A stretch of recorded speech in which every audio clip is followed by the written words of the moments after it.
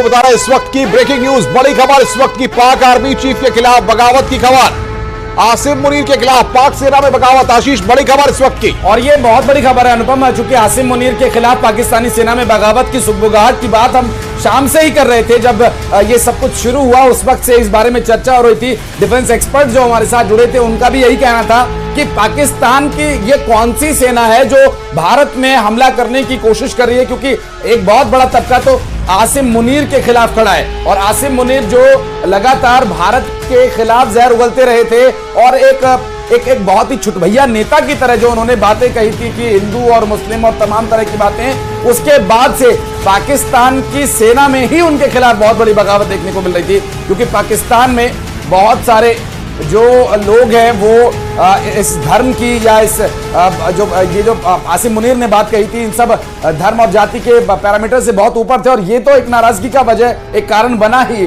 अनुपम। लेकिन एक और बड़ी वजह वो ये कि वहां के जो हुक्मरान है, वहां की जो पुलिस है, वहां की जो पुलिसिंग वहां के हुक्मरानों के अंडर में, उनकी भी एक नाराजगी पाकिस्तान के आर्मी के लोगों और खास करके आसिम मुनीर के साथी, क्योंकि उन्होंने कई जगह पर ऐसे हालात पैदा कर दिए थे जहां पर पुलिसिंग को आर्मी के द्वारा डिस्टर्ब किया जा रहा था।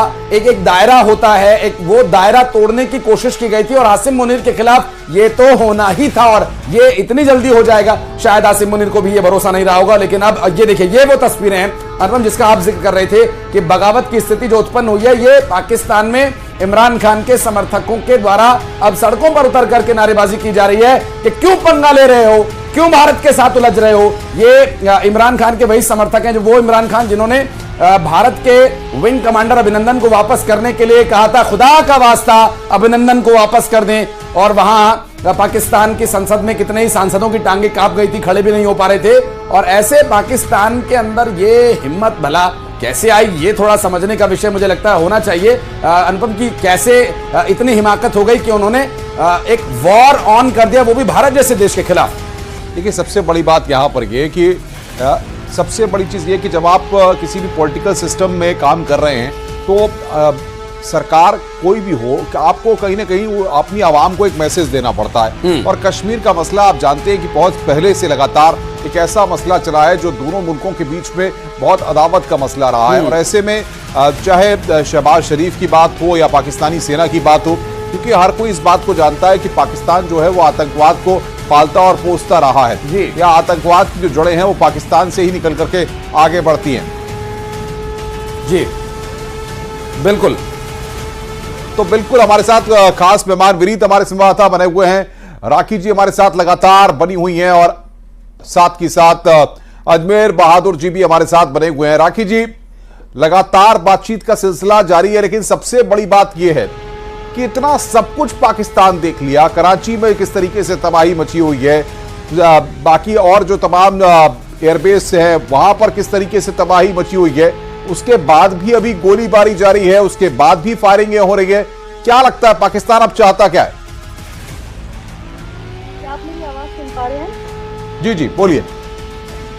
मैं ये कहना चाहूंगी जो अभी आप लोगों ने खबर दी है, ये जो गोलीबारी अभी वहाँ पर चल रही है, मुझे लगता है अब ये एक गृह युद्ध के भी कारण है।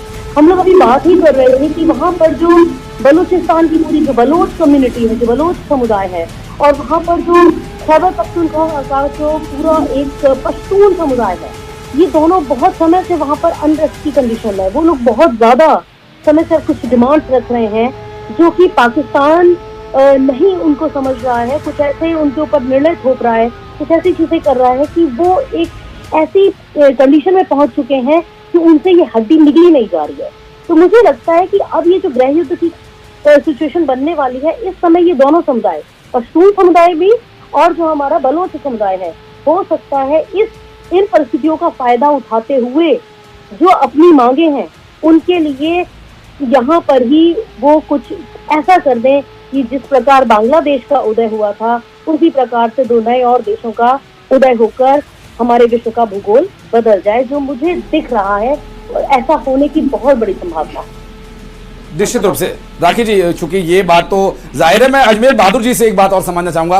अजमेर जी, अगर आवाज आपको मिल पा रही है तो एक सवाल ये रहेगा कि पाकिस्तान में इमरान खान के समर्थक शहबाज शरीफ के खिलाफ हैं, आसिम मुनीर के खिलाफ है, उन्हीं की सेना के कुछ लोग, वहां की पुलिस उनके खिलाफ है, बीएलए ने मार मार के पाकिस्तानी सेना की कमर तोड़ रखी है। इतना सब कुछ वहां चल रहा है, पानी वहां नहीं है, खाने को दाना नहीं है, और ये पाकिस्तान भारत के खिलाफ युद्ध छेड़ रहा है। क्या बिल्कुल सुसाइडल स्थिति में पहुंच गया क्या पाकिस्तान?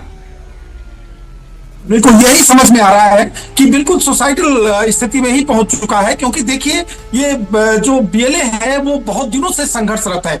उसको पाकिस्तान को ये पता होना चाहिए कि हमारे यहाँ जो बलूच लिबरेशन आर्मी है वो पूरी तरह से इस बात के लिए संघर्षरत है कि हम अपने बलूचिस्तान को अलग करना चाहते हैं। अब ऐसी स्थिति में जब तुम भारत जैसे देश पर आक्रमण करने का प्रयास करोगे तो भारत की तरफ तो वो हमेशा ये देखते रहे हैं कि जैसे ही कोई ऐसी स्थिति बने तो हम ऐसा अटैक करेंगे पाकिस्तानी आर्मी पर कि जिससे कि हम अपने बलूचिस्तान को लिबरेट करा सकें। तो ऐसी स्थिति में इस तरह की हिमाकत करना वो ये पाकिस्तान के लिए बिल्कुल सुसाइडल ही है, और इसका नतीजा बिल्कुल उसी तरह आने वाला है। ये हम लोग बहुत पहले कल दिन में ही बात कर रहे थे आफ्टरनून में कि देखिए अब वो वक्त आ चुका है कि अगर पाकिस्तान अपनी हरकतों से बाज नहीं आता और यहां से कोई भी इस तरह का कदम उठाता है जो भारत के खिलाफ है, तो ऐसी स्थिति में उसके टुकड़े होना तय है। और मुझे ऐसा लगता है कि वो समय आ चुका है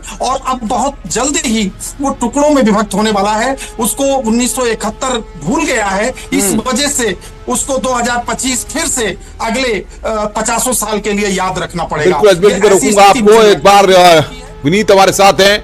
विनीत, सवाल यहां पर यह है कि आज जिस तरीके से हम तस्वीरें देख रहे हैं अलग अलग जगहों पे, कराची की तस्वीरें या फिर बाकी जगहों की जहां पर भारत ने पाकिस्तान को नुकसान पहुंचाया, उसके बाद भी पाकिस्तान एलओसी पर फिर फायरिंग कर रहा है, कुपवाड़ा में बमबारी हो रही है। क्या चाहता है पाकिस्तान?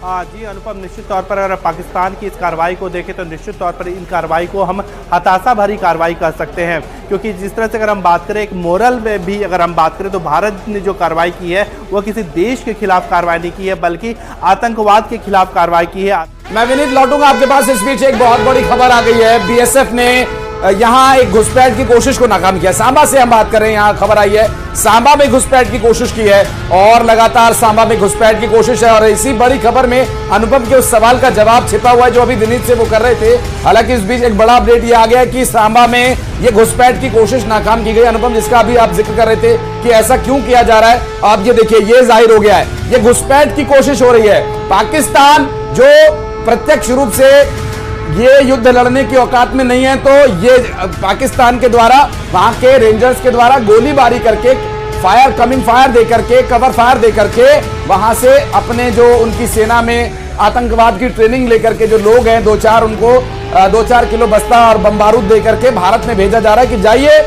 आम नागरिकों के बीच जाकर हमला कीजिए, जो तैयार नहीं है हमला झेलने के लिए या बदला या फिर उसके बदले की कार्रवाई करने के लिए। क्योंकि पाकिस्तान के लोग और नागरिक भारत के खिलाफ तो, भारत की सेना के खिलाफ तो टिक नहीं पाएंगे, तो अब जाइए आम लोगों के बीच। और सांबा में यही कोशिश की गई, इसे नाकाम कर दिया गया है। बीएसएफ के घुसपैठ की कोशिश नाकाम करने का सीधा सा मतलब है जो वहां से कॉकरोच घुसने की कोशिश कर रहे थे उस पर पेस्टिसाइड छिड़क दिया गया है। कॉकरोच की टांग अब आसमान की तरफ उठ गई है और वो तड़प तड़प कर वहां दम तोड़ चुका है। ये बीएसएफ के द्वारा लगातार काम किया जाता रहा है। और इन हालातों में जैसा कि अभी अनुपम जिक्र कर रहे थे कि ये फायरिंग क्यों हो रही है, आर्टिलरीज फायर क्यों की जा रही हैं और शॉट गन से फायर क्यों हो रहे हैं, वो इसी वजह से हो रहे थे कि इन्हें अपने कॉकरोच भारत में गंदगी फैलाने के लिए भेजने थे। लेकिन भारत है सफाई पसंद देश, तो भारत ने पूरी तरह से पेस्टिसाइड कर दिया इस पूरे बॉर्डर इलाके को। सांबा में घुसपैठ की कोशिश को नाकाम कर दिया। राखी जी हमारे साथ जुड़ गए। राखी जी, बिल्कुल सीधा सा सवाल यही जो अनुपम जी अभी पूछ भी रहे थे, इस परिस्थिति में वो फायर क्यों हो रहा है? वो फायर इसीलिए हो रहा था कि वो अपने कॉकरोच भेजने की कोशिश